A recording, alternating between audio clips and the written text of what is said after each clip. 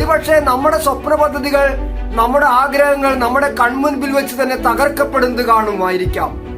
ഒരുപക്ഷെ നമ്മൾ നിരന്തരമായി പ്രാർത്ഥിച്ചിട്ടും ആഗ്രഹിച്ചിട്ടും നടക്കാതെ പോകുന്ന കാര്യങ്ങൾ ഉണ്ടായിരിക്കാം.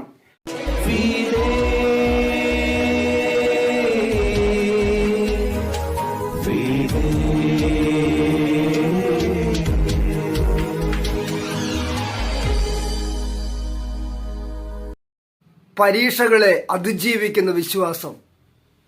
പ്രിയരെ, പ്രസിദ്ധ സുവിശേഷ പ്രഘോഷകനായിരുന്ന റൈനാൾഡ് ബോങ്കയുടെ ജീവിതത്തിൽ നിന്ന് ഒരു ചെറിയ ചിന്ത ഇന്ന് ഞാൻ പങ്കുവെക്കുകയാണ്. തൻ്റെ ജീവിതത്തിൻ്റെ ഏറ്റവും വലിയ സ്വപ്ന പദ്ധതിയായിരുന്നു 40,000 പേർക്ക് ഇരിക്കാവുന്ന വചനകൂടാരം. വചനകൂടാരത്തിൻ്റെ പണി പൂർത്തീകരിച്ച് ആദ്യ കൺവെൻഷൻ നടക്കുകയാണ്. പ്രതീക്ഷിച്ചത്ര വിശ്വാസ സമൂഹം വചനം കേൾക്കാൻ വരുന്നില്ല. അദ്ദേഹവും അനുയായികളും ശക്തമായി മധ്യസ്ഥം വെച്ച് പ്രാർത്ഥിച്ചു. 3 ദിവസമായിട്ടും 40,000 പേർ തികയുന്നില്ല. അദ്ദേഹം വീണ്ടും ശക്തമായി പ്രാർത്ഥിച്ചു. 4-ാം ദിവസത്തെ കൺവെൻഷനിലും പ്രതീക്ഷിച്ചത്ര വിശ്വാസ സമൂഹം വചനം കേൾക്കാൻ വന്നില്ല. അതിനേക്കാൾ വലിയൊരു പ്രശ്നമുണ്ടായത് 4-ാം ദിവസം കൺവെൻഷൻ കഴിഞ്ഞ് ജനം പോയതിനു ശേഷം വലിയൊരു കൊടുങ്കാറ്റും പേമാരിയും വന്ന് വചനകൂടാരം പൂർണ്ണമായി നശിച്ചുപോയി.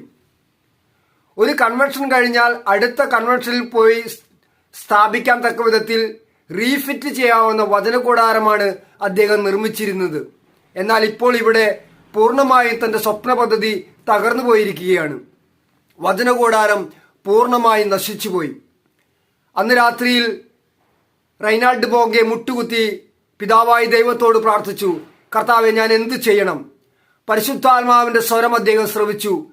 പരിശുദ്ധാത്മാവ് സുവിശേഷകനോട് പറഞ്ഞു, 5-ാം ദിവസം നീ കൺവെൻഷൻ നടത്തുക. മനുഷ്യൻ പദ്ധതികൾ വിഭാവനം ചെയ്യുന്നു, അന്തിമ തീരുമാനം കർത്താവിൻ്റെതാണ്.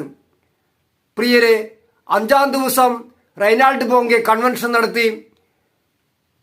പേമാരി പെയ്ത് കൊടുങ്കാറ്റടിച്ച് ചെളിപുരണ്ട ഗ്രൗണ്ടിൽ അദ്ദേഹം വചനം പറയാൻ ആരംഭിച്ചു. ജനം ഒന്നൊന്നായി വരാൻ തുടങ്ങി. ആ 5-ാം ദിവസം 70,000-ത്തിലധികം പേർ ആ കൺവെൻഷനിൽ പങ്കെടുത്തു. പിന്നീട് നമുക്ക് റൈനാൾഡ് ബോങ്കയുടെ ജീവിതം വായിക്കുമ്പോൾ അറിയാം, തന്റെ ജീവിതത്തിൽ 1 ലക്ഷം, 2 ലക്ഷം, 3 ലക്ഷം, 6 ലക്ഷത്തിലധികം പേർ കൺവെൻഷനിൽ പങ്കെടുക്കുന്ന ഓരോ കൺവെൻഷനുകളാണ് ദൈവം അദ്ദേഹത്തിനായി ഒരുക്കി കൊടുത്തത്. മനുഷ്യരായ ഞാനും നിങ്ങളും വിഭാവനം ചെയ്യുന്ന ബുദ്ധിയുടെ ചിന്തയിൽ നിന്ന് ഉരുത്തിരിഞ്ഞു വരുന്ന ആശയങ്ങളിൽ നിന്ന് ചെറിയ ചിന്തകളായിരിക്കാം. പക്ഷെ ദൈവം നമ്മെക്കുറിച്ച് വലിയ പദ്ധതികൾ വിഭാവനം ചെയ്തിട്ടുണ്ട്. ഒരുപക്ഷെ നമ്മുടെ സ്വപ്ന പദ്ധതികൾ, നമ്മുടെ ആഗ്രഹങ്ങൾ നമ്മുടെ കൺമുൻപിൽ വെച്ച് തന്നെ തകർക്കപ്പെടുന്നത് കാണുമായിരിക്കാം. ഒരുപക്ഷെ നമ്മൾ നിരന്തരമായി പ്രാർത്ഥിച്ചിട്ടും ആഗ്രഹിച്ചിട്ടും നടക്കാതെ പോകുന്ന കാര്യങ്ങൾ ഉണ്ടായിരിക്കാം. അപ്പോഴൊന്നും നമ്മൾ ദുഃഖിതരായി പോകരുത്. സുഭാഷിതങ്ങൾ 23:18 പറയുന്നു, തീർച്ചയായും നിനക്കൊരു ഭാവിയുണ്ട്, നിന്റെ പ്രതീക്ഷകൾക്ക് ഭംഗം വരികയില്ല. അതേ പ്രിയരെ, എന്നെ കേൾക്കുന്ന പ്രിയ ദൈവജനമേ, ശ്രദ്ധിക്കണം. ദൈവത്തിന് നമ്മെക്കുറിച്ച് വലിയ പദ്ധതിയുണ്ട്. ആ പദ്ധതി നമ്മുടെ നാശത്തിന് വേണ്ടിയുള്ളതല്ല, ക്ഷേമത്തിനും ഐശ്വര്യത്തിനും വേണ്ടിയിട്ടുള്ളതാണ്. അതുകൊണ്ട് ചെറിയ ചെറിയ പരാജയങ്ങൾ നമ്മുടെ ജീവിതത്തിൽ കാണുമ്പോൾ തകർന്നു പോവുകയും ദൈവം എൻ്റെ പ്രാർത്ഥന കേൾക്കുന്നില്ലെന്ന് വിചാരിച്ച് പരിതപിക്കുകയും ചെയ്യാതെ, എൻ്റെ ദൈവത്തിന് എന്നെക്കുറിച്ച് വലിയൊരു പദ്ധതിയുണ്ടെന്നും ആ പദ്ധതി ഞാൻ ആഗ്രഹിക്കുന്നതിനേക്കാളും ഞാൻ ഇച്ഛിക്കുന്നതിനേക്കാളും വലുതാണെന്നും ചിന്തിക്കാൻ കഴിയുമ്പോൾ നമ്മുടെ ദൈവചിന്ത ഉയരുകയും ദൈവം ആഗ്രഹിക്കുന്ന രീതിയിൽ നമ്മളെല്ലാവരും വളരുകയും ചെയ്യും. അതുകൊണ്ട് ധൈര്യമായിരിക്കുക.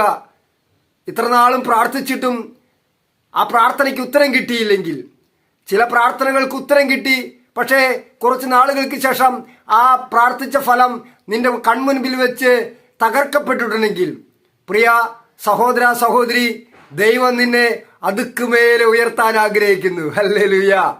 അതുകൊണ്ട് ധീരരായിരിക്കുക, ശക്തരായിരിക്കുക. ആയുഷ്കാലത്തിൽ ഒരിക്കലും നിന്നെ തോൽപ്പിക്കാൻ ഒരാൾക്കും സാധിക്കില്ല. Nobody can defeat you. ജോഷുവയുടെ പുസ്തകം 1-ാം അധ്യായം 5-ാം വാക്യം. ഈ വചനത്തിന്റെ ധൈര്യം ഇന്ന് നമുക്ക് ആർജിക്കാം. ദൈവം നമ്മുടെ കൂടെയുണ്ട്. പരീക്ഷകളെ അതിജീവിച്ച് നമുക്ക് യാത്ര തുടരാം. Thank you.